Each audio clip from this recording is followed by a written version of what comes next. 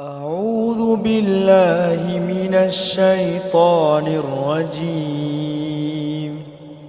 بسم الله الرحمن الرحيم. والتين والزيتون وطور سينين وهذا البلد الأمين. لقد خلقنا الإنسان في أحسن تقويم ثم رددناه أسفل سافلين إلا الذين آمنوا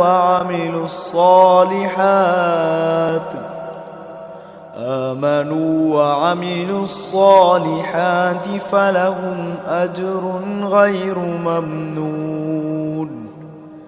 فما يكذبك بعد بالدين؟ أليس الله بأحكم الحاكمين؟